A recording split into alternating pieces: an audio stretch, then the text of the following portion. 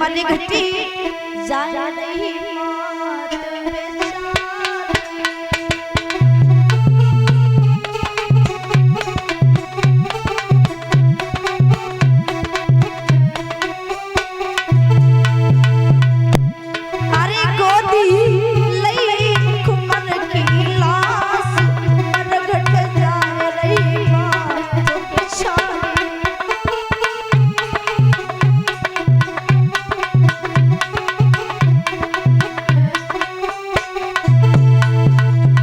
जाए रही मात बिचारी अरे मरघटी जाए रही मात बिचारी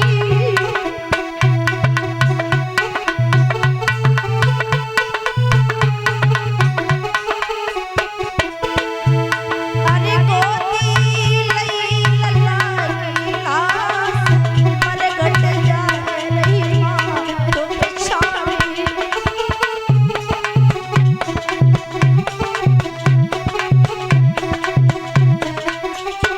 दादा मीठा लेबे और पुचकार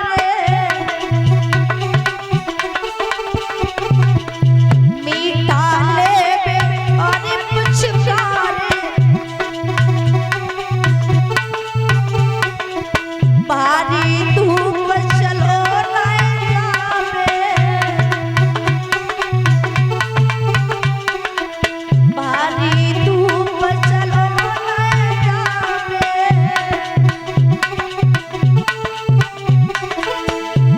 अरे मेरी छूट गई समैया मरघट जाए रही मात बिचारी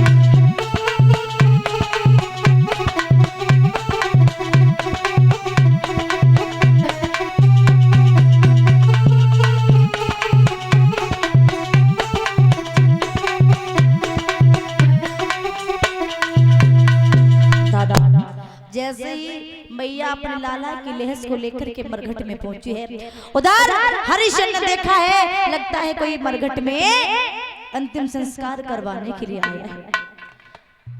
हरिश्चंद्र ने जवाब दे कौन है जो जहां पर है वो वहीं पर खड़ा हो जाए। तारा के कान में आवाज पहुंची ये तो आवाज मेरे स्वामी की लग रही है। अरे मेरे स्वामी ये मरघट में क्या कर रहे हैं।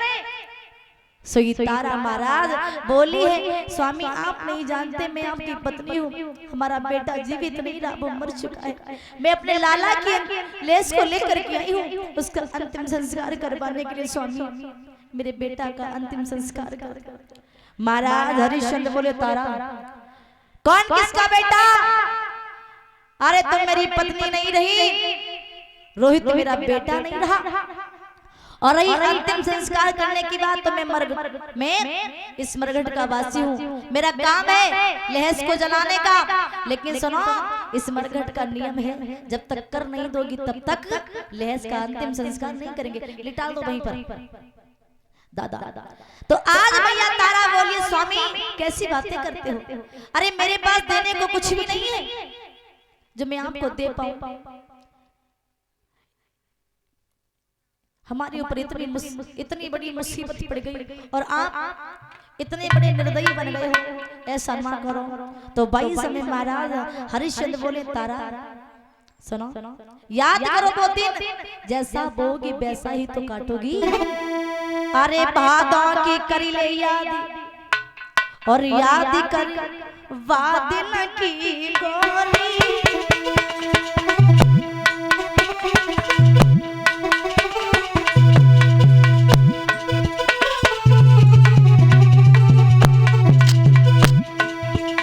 बातों को लेके नाम याद करी बादिन की गोरी आए नाई भंगी की छुटा लगनिया लाए थे गोरी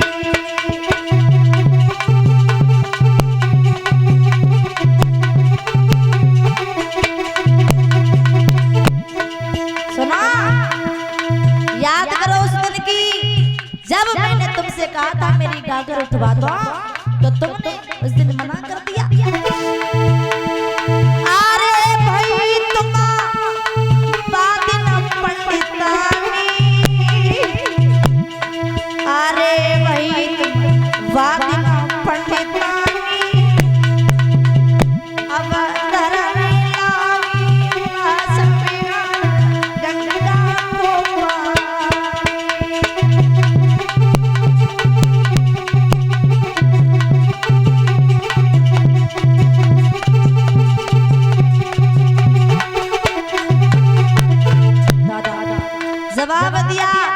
सुना, उस दिन तुमने क्या कहा था कि मेरा धर्म नष्ट हो जाएगा। तो तारा, यदि आज मैंने कर लिए बिना तुम्हारे बेटा का अंतिम संस्कार किया तो मेरा भी तो धर्म नष्ट हो जाएगा। पहले कर दो, बाद में अंतिम संस्कार कर देंगे। तारा बोली, महाराज इतनी आपने कठिन पैज क्यों ठान ली है। महाराज हरिश्चंद्र बोले, हम कुछ भी नहीं जानते, पहले कर दो, बाद में अंतिम संस्कार होगा। तो आज मैया तारा ने आधी साड़ी जो थी वो कफन के रूप में दे दी और आधी साड़ी कर के रूप में दे दी।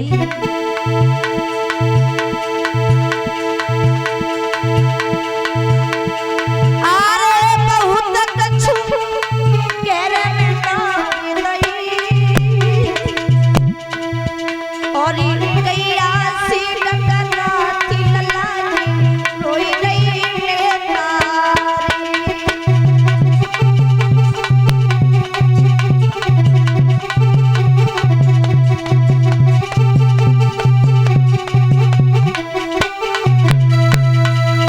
आज मैया तारा अपने बेटा की लहस का अंतिम संस्कार करने के लिए आधी साड़ी जो रह गई थी वो करके रूप में परीक्षा दे दी और वहां से चली। तो गांव में नहीं गई, तारा भी आ जाओ और उधर बैठ जाओ, उधर वहीं पर नीचे। महाराज शर्म के मारे गांव में नहीं गई। क्यों? क्योंकि मैया के तन पर वस्त्र नहीं थे। दादा सती जी के मठ में जाकर के बैठ गई उधर। विश्वामित्र जी को फिर शांति नहीं मिली, चैन नहीं मिला। विश्वामित्र जी ने क्या किया, कहीं से एक मरा हुआ बच्चा ले आए और उस लाश का महाराज विनाश करने के बाद में, लाश को काटने के बाद में तारा के पास में लाश के टुकड़े डाल दिए, खून के छींटा सारे शरीर पर डाल दिए, थोड़ा सा रक्त मुख पे डाल दिया। कहते ना परीक्षा जी, या तो दुख में अधिक नींद सताती है तो फिर दुख में भूख सताती है। तो मैया दुख की मारी थी, मैया को नींद आएगी, मैया सोई गई। उधर सारे नगर में जाकर के ऐलान करवा दिया काशी के लोगों, अरे नगर में डायन आ गई है। और वो डायन बच्चों को पकड़ कर मारने के बाद में उसका भक्षण कर जाती, बच्चों को मार मार के खाने लगी है। तो डायन के भय से नगर में सभी ने घर से बाहर आना बंद कर दिया, बच्चों को बाहर महाराज भेजना बंद कर दिया। सारे नगर में सब डायन के भय से अपने घर से बाहर आना बंद कर देते। ये खबर जैसे ही राजा के पास में जाके पहुंची, राजा ने कालू मेहतर को बुलाया, आदेश दिया जो डायन सती जी के मठ में बैठी जाकर के उसको मार दो। आज वो मेहतर महाराज हरिश्चंद्र के पास में गया है, हरिया से कहा, हरिया अरे एक नगर में डायन आ गई है, तुम ऐसा करो उस जाकर के डायन को मार दो। महाराज हरिश्चंद्र तलवार को लेकर के चले हैं सती जी के मठ में उस डायन को मारने के लिए। और जैसे ही डायन को मारने के लिए चले हैं दादा, जाकर के पहुंचे हैं तो क्या देखा कि ये डायन कोई और नहीं बल्कि मेरी ही रानी तारा है। अरे मां मुसीबत पड़ी और सभी को डायन की शंका।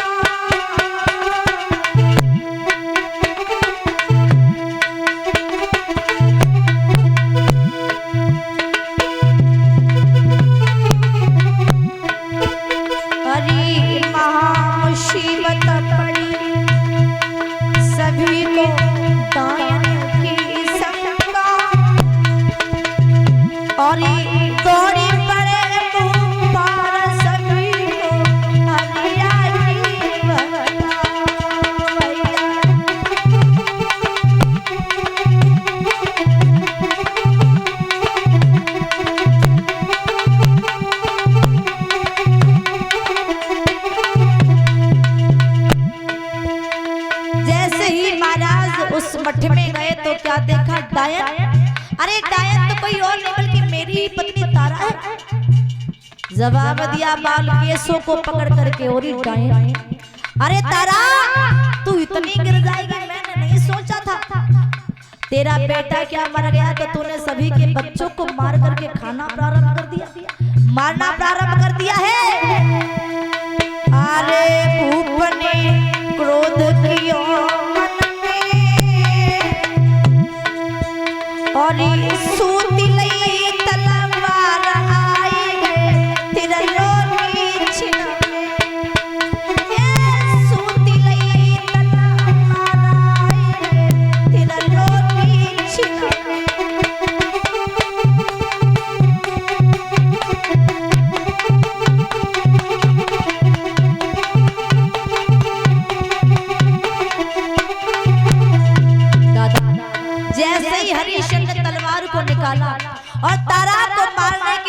उसी समय त्रिलोक यानी भूतनाथ भोले बाबा प्रकट हो गए।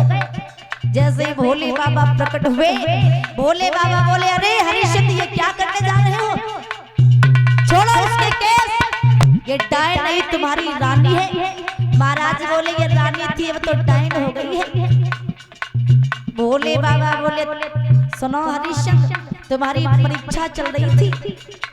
और महाराज कहते हैं ना, भोले बाबा ने जवाब दिया, अरे भूपति ने सबका सीतानी,